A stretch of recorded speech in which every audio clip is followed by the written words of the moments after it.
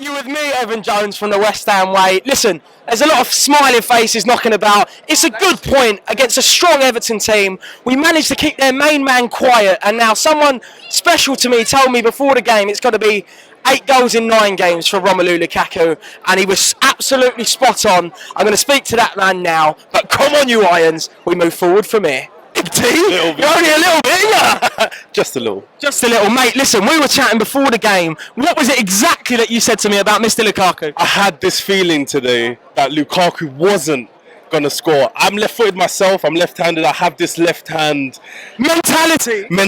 That's the word. I have this mentality when I know when we're going to do well and when we're not. Something about the way he was kicking the ball, the way he was feeling. I had a feeling Lukaku wasn't. He didn't really seem on it. And watching the game, Everton didn't seem on it. Good for us, though, right? Perfect for us, to be honest. I mean, that 0-0 draw. It's a point that not a lot of us expected. Speaking to a lot of fans before the game, a lot of fans were saying, what, 3-1 Everton? 3-2 Everton? 2-0 Everton? 1-0 Everton? Nobody had any faith in our team. That is terrible. Is this the first 0-0 draw we've had it? Is it? I think so, you know. This is the first 0-0 draw we've ever seen here, right? Yeah. And I've seen games where we've won 1-0 and we've played worse. Weird, very weird. I don't know. This 0-0 draw kind of sums up. It's not really as flattering as it could have been, because I think we were the better team. I think we were the better team too. James Collins had a fantastic game. Pulled his hammy, continued going. I saw that. Yeah, you saw that. So he pulled his hammy.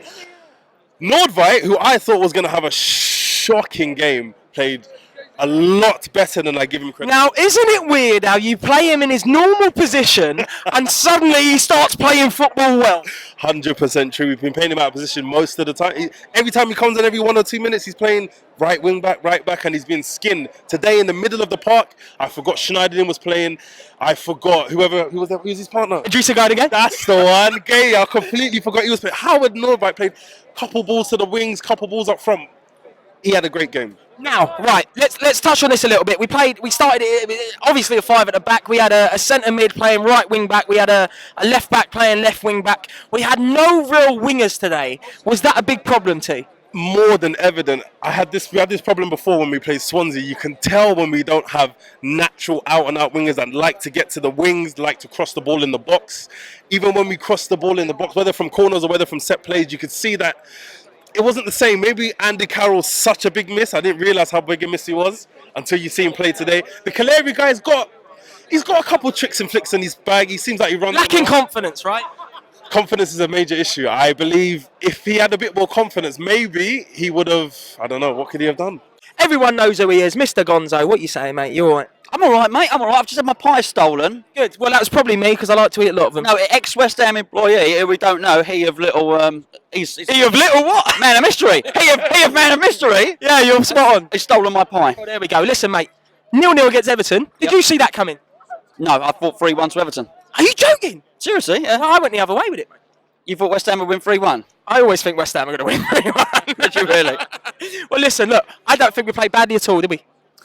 I thought we were brilliant. He got it tactically spot on today. Didn't he just, though? Yeah, he played 2 stoppers, Nordveit, Kiate in the middle, and they stopped. They really stopped it. If there was a weak link in our team, I hate to say it, but it was Fernandes for me, who still didn't have a bad game, but it was just the one player playing out of position that didn't really know what he needed to do in the first half. No, they weren't covert, mate. They weren't covert. He dyed his hair, the same as Masuaku, so nobody knew who was. He didn't know who was playing left, who was playing right. We were bamboozled. The opposition were bamboozled. They didn't know what to do. Do you know what? That is the first ever time I've heard bamboozled in an interview after the game, so hats off to you, mate. No, there's more to come, mate. There's more to come. So, listen. We had a couple of chances, but I thought we were the better team today, 100%, no doubt about it. Big time. No, yeah, absolutely. As you say, no doubt about it at all. I think he did a number on Koeman.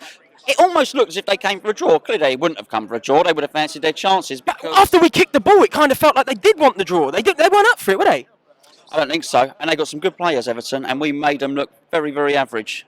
Do you know what? I'm not really one to blame refs or anything. I'm not saying the ref was the reason we didn't win, but I'm saying the referee could have pulled out his card a couple of times. You know, for us and for them. I'm not just saying against us, but I feel he was very lacklustre with pulling out cards today. Well, he produced one early, and I thought he gave him a warning.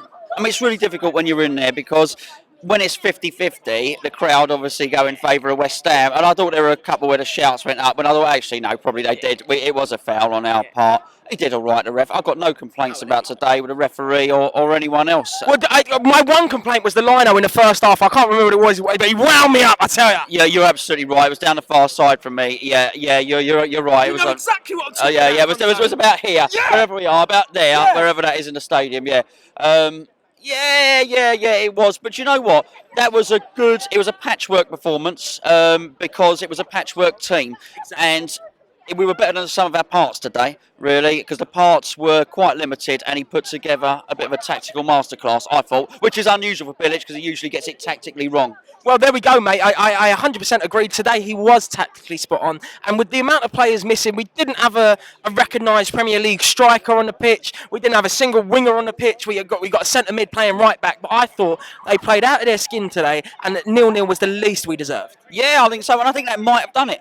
I know the other results maybe didn't go in our favour, but we had started with 10 on Swansea today. I think a point, what's that take us? Do you know how much it takes us to in the tally? 38. Shout out to George, the cameraman from the West Ham Way. He's spot on. He knows everything about football. Hello, George. There he is. He's standing a long way away. That is a very, very long lens. He's actually stood up by Westfield at the moment. All right, George.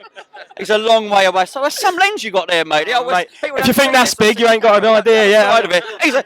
He's a funny-looking fella as well, isn't he, to be fair? I said the same about you. Yeah, I know he did. Well, we all know that's true. Well, listen, Gonzo, we move on from here. What would you like to see in our next game? If we got the same amount of players fit that we had today, what would you like to see change in our next game? I don't know. Let's talk about the next home game. The next home game is Tottenham. What's the next away game? Is Stoke. Whatever. Mark Hughes. He knows what he's doing. Their season's over. You'd hope our season's over in that respect. Let's just really concentrate on what we can do against Tottenham, which is a Friday night kickoff. Boo! Premier League for a Friday night kickoff. You've ruined my Saturday. Ruined me Friday. Ruined me Monday, to be fair. Tottenham ruin every day, right? Every day. Let's get that straight. But if we can, that'll be party time. If we can scupper their championship chances. Last time you finished third, not second, by the way. In a two-horse race. Yeah, third in a two-horse race. We're going to do you here. Andy Carroll's going to be fit. Bosch in the 97th minute because there'll be a load of injury time. There we go. Have that, and there you go.